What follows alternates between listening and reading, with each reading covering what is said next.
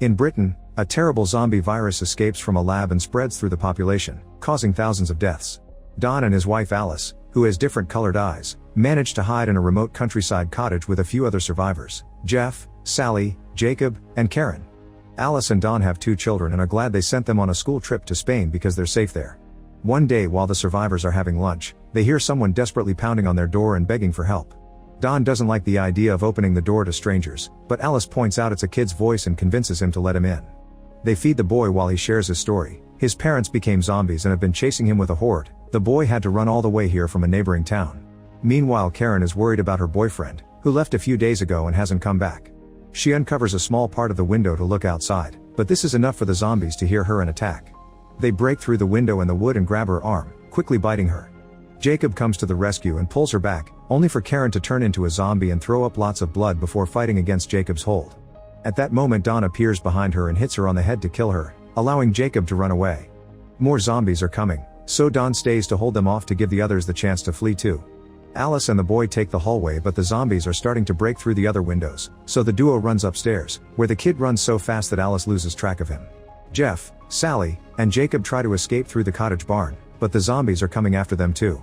Jeff holds the door so the other 2 can flee, and soon the door is kicked down, causing Jeff to die quickly under the zombies' attack. Sally cries as she watches her husband being devoured, and this delay allows the zombies to catch her too. Jacob isn't strong enough to pull her out of it and has to let go to close the hatch so he can escape through the window while Sally gets eaten as well. Downstairs, Don manages to bring down a bunch of zombies, but in the struggle he loses his weapon and has to start running as well. When he hears Alice scream, he runs to her and tries to convince her to escape, but Alice refuses to leave without the kid. As Don stays back, Alice finally finds the boy hiding, only for a zombie to cut in between them and Don. Alice begs for help, but Don is too scared, so he closes the door and escapes through the window, leaving his wife and the kid with the zombies inside the house. With dozens of zombies chasing after him, Don runs across the farmland while ignoring Alice at the window. Eventually he reaches the river dock, where Jacob is trying to escape on a motorboat. Don gets on the boat first to start the motor while Jacob finishes untying it, but when he tries to jump in, he slips and falls into the water, where he's bitten by the zombies. He soon transforms and tries to attack Don, who kicks him down and finally starts the motorboat to kill Jacob with the propeller blades before safely sailing away. 15 days after the outbreak, Britain is quarantined. By day 28, the virus has destroyed the entire country. 5 days later, the zombies begin dying of starvation, and 11 weeks later, the USA sends NATO forces to London to start cleaning the area. 18 weeks later, Britain is finally declared free of infection, and by week 24, reconstruction begins thanks to all the Britons who escaped during the chaos being allowed to come back. American soldiers still patrol and protect London, like Sniper Doyle and helicopter pilot Flynn. All the soldiers are bored with nothing to fight and use their radios to joke with each other. On the latest plane, a bunch of kids come back from their school trip, which annoys Dr. Scarlet because she thinks it's too early for young people to be exposed. While running tests on all the new arrivals, she meets Tammy and Andy, who happen to be Don and Alice's children.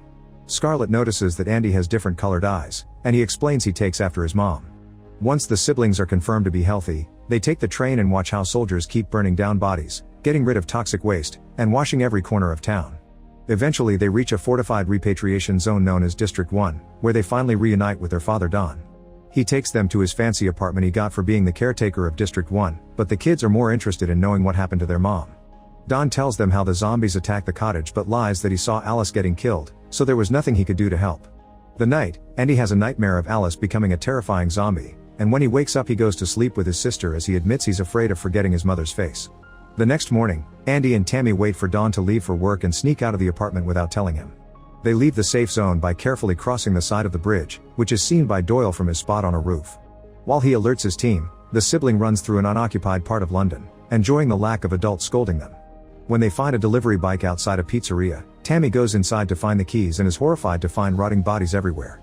Covering her mouth and nose, Tammy carefully takes the keys from a body and gets startled by a bunch of roaches. Then she grabs a helmet too and reunites with her brother to leave together on the bike. As they drive through the city, they see all the damage left by the zombie attack and all the extra graves that were built in the last few months. Eventually they reach their old home, where they grab a picture of Alice and collect some of their old belongings.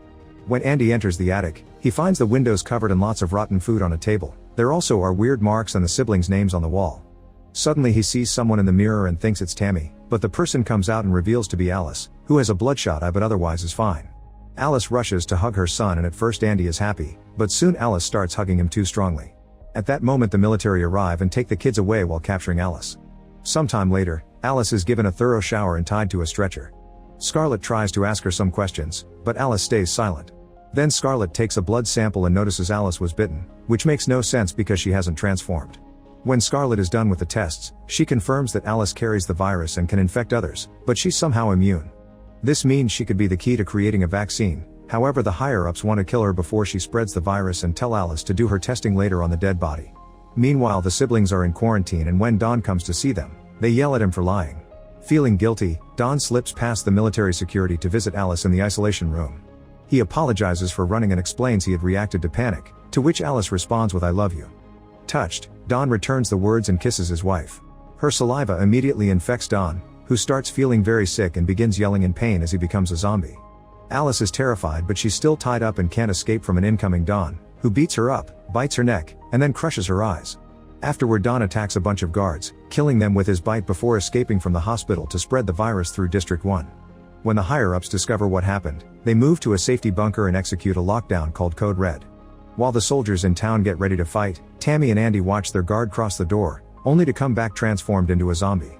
He begins hitting the glass trying to reach them until his head suddenly explodes when Scarlet shoots him. Then she frees the kids and takes them with her, seeing all the bodies in the building as they run. Soon they end up in a desperate crowd trying to escape, and when the soldiers try to tell Scarlet that civilians must go through another door, she announces that the kids are top priority figures. An argument ensues, and in the chaos, Andy gets separated from Scarlet and Tammy, getting pushed with other civilians into a safe room garage. Then the soldiers lock them all inside for their protection right before the power cuts out in the whole district. While waiting, Andy hears a noise and goes to check the door to find his zombie father covered in blood. Don goes crazy and shakes the door until he manages to break in, quickly jumping on the civilians to start biting them. Andy runs in panic and tries to hide while the virus begins to spread through the garage, causing people to panic and make the whole situation worse. Now Don isn't the only one biting people. Zombies keep appearing all over the room and making even more of them. Andy manages to climb on top of the crowd and crawls away until he reaches the ventilation system and hides in there. The rest of the people finally break the lock and take the stairs, which allows the zombies to also escape and continue to spread the virus. On the streets, enough emergency lights are turned on so the soldiers can run to the hospital and the snipers can provide cover.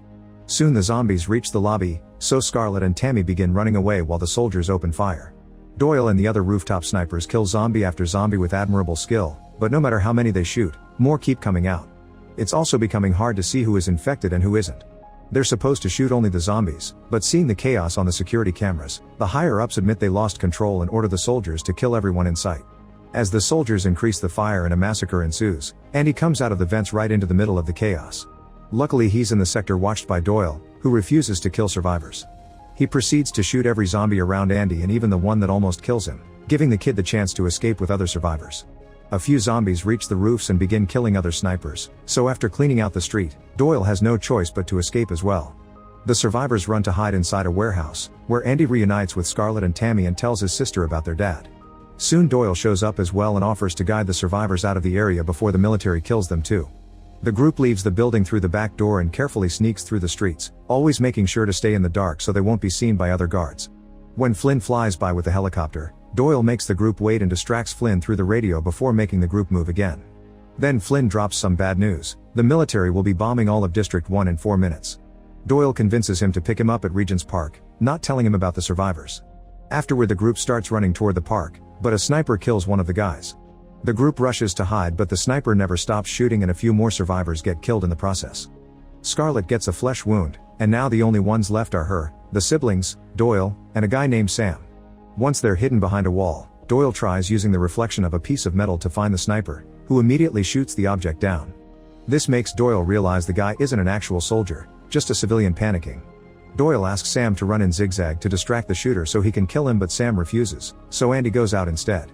The zigzag running is enough to make an amateur fail all his shots and gives Doyle enough time to kill the guy with just one shot. Then Andy hides behind another wall and is shocked to see his father standing nearby, but before he can react, the group comes to pick him up and Don's image disappears. Then the group runs as fast as they can and climbs over a fence to get out of District 1 right before the area is bombed. Soon the whole area is blowing up, thousands of people are killed, and all of Scarlet's research for a cure gets destroyed. Flames go through the hospital windows and catch Alice, burning her to death. The group continues to run through a tunnel that is being reached by the flames as well, but they manage to get out before the building explodes too. The generals watch it all from their bunker and are shocked to notice a large number of zombies have survived the bombing and are escaping into London, entering every building looking for victims and causing chaos everywhere. In the morning, Doyle's group finally reaches Regent's Park, which has been abandoned since the virus broke out. While they wait for Flynn, Scarlett tells Doyle about Alice and the possibility of the children carrying the same gene that could hopefully create a vaccine. At that moment, Flynn contacts Doyle and tells him he's on his way, but they must watch out for the zombies that escaped.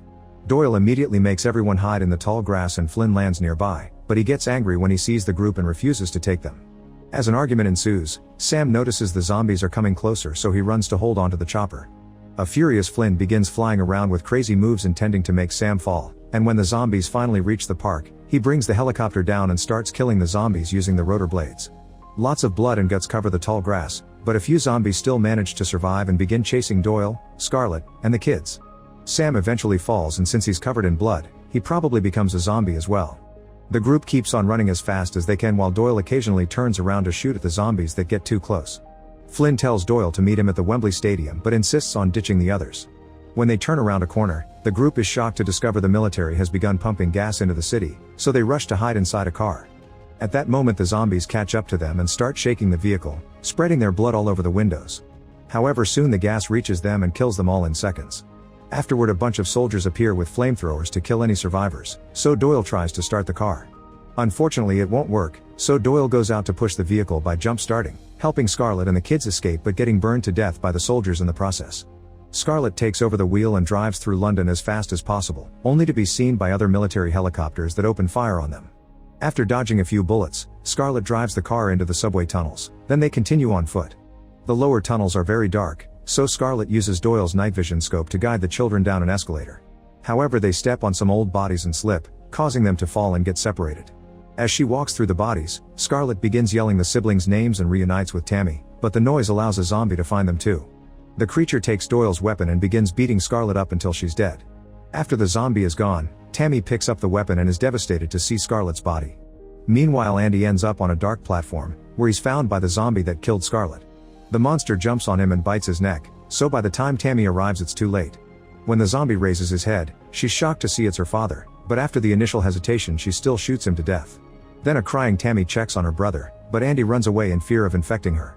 Tammy immediately follows him, and when Andy accidentally falls, Tammy finally checks on him to notice his eye is turning bloodshot just like Alice's, meaning he's also immune. Afterward, the siblings arrive at the stadium and give Flynn the bad news about Doyle. With no other choice, Flynn takes the kids away, flying over Britain to escape into mainland Europe. 28 days later, Flynn's helicopter is empty and abandoned in France with someone calling for help over the radio. Then a horde of zombies are shown running towards the Eiffel Tower, revealing that the virus has now spread outside Britain. Make sure to subscribe and turn on notifications so you can watch more videos like this. Thanks for watching.